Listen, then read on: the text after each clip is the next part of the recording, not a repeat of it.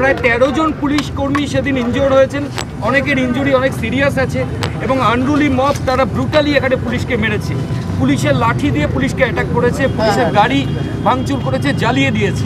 আজকে আপনি এই জায়গায় এসেছেন, কি বলবেন?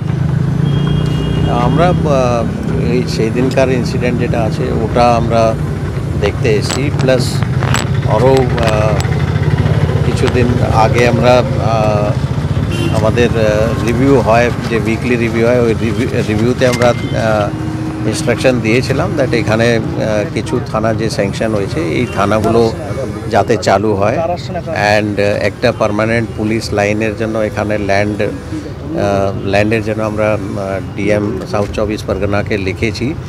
ওই ল্যান্ডের কতটা ফার্দার প্রসেস হলো সেগুলোও দেখতে এসেছি।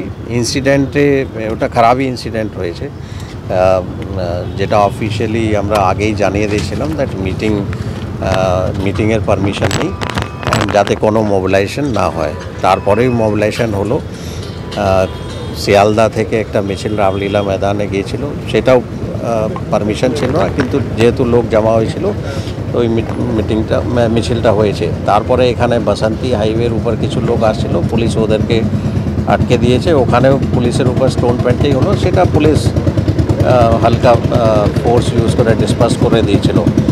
এইখানে যেটা ইনসিডেন্ট হয়েছে, আমাদের টিম এখানে যারা ডিউটি করছিলেন ওনারা মানে ওদের সঙ্গে কিছু ছেলেদের এখানে তর্কাতর্কি হয়েছে, স্কাফলিং হয়েছে, দুজনকে পুলিশ ডিটেন করেছিল। তারপরে এখানে যারা মব ছিল ওরা স্টোন পেল্টিং করে অ্যান্ড পুলিশকে অ্যাসল্ট করে, অ্যান্ড তারপরে পুলিশের কিছু বাইকস ড্যামেজ হয়, একটা আমাদের পিসিআর ভ্যান ছিল সেটা ড্যামেজ হয়।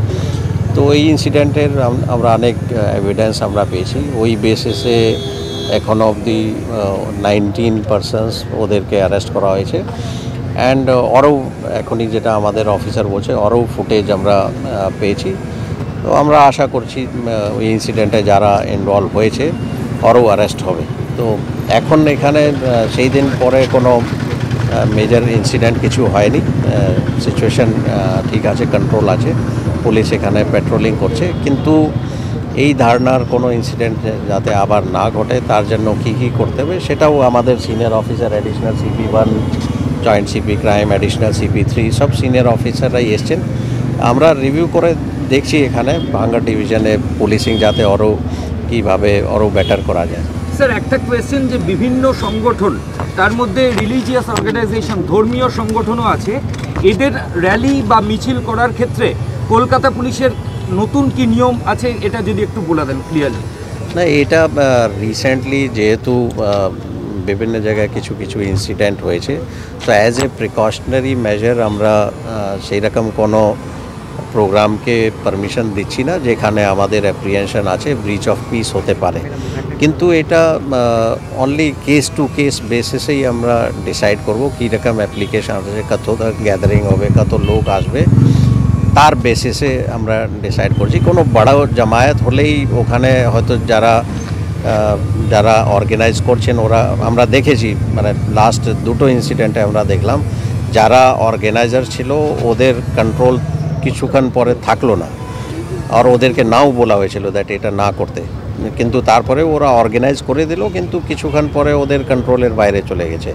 তো সেটা আবার যাতে রিপিট না হয় সেই জন্য এই প্রিকশনারি মেজার আমরা নিয়েছি ফর দ্য টাইমিং। কিন্তু এটা টাইম টু টাইম রিভিউ হবে অ্যান্ড পরে যদি পারমিশন পারমিট করে দেন। যেগুলো ধর্মীয় সংগঠন, রিলিজিয়াস অর্গানাইজেশন, না, এটা রিলিজনের কিছু নেই, এটা ডিপেন্ড করছে কীরকম প্রোগ্রাম আছে, কারা অর্গানাইজ করছে, কতটা লোক হবে ওখানে, অ্যান্ড কোন জায়গায় হবে, কোথায় থেকে লোক আসছে, সেই এরিয়াটা কতটা সেন্সিটিভ আছে, এর উপর ডিপেন্ড। ওয়াক অফ এর মধ্যে পড়ছে, ওয়াক অফের যে মুভমেন্টগুলো ওরা বাইরে করছে, যেগুলো ছোটোখাটো প্রোগ্রাম হচ্ছে, ছোটোখাটো প্রোগ্রাম পিসফুলি হয়েছে, এখনও অবধি কোনো প্রবলেম হয়নি। বড় জামায়াত যদি হয় তাহলে আমাদের অ্যাপ্রিসিয়েশন নিশ্চয়ই থাকবে, সেটা যে কোনো মানে ওয়াকফ রিলেটেডও হতে পারে বা অন্য কোনো কারণেও হতে পারে। তো এটা কেস টু কেস কিন্তু আমরা ডিসাইড করব কোনটা পারমিশন দেওয়া হবে, কোনটা ডিসাইড। বড় জামায়াতের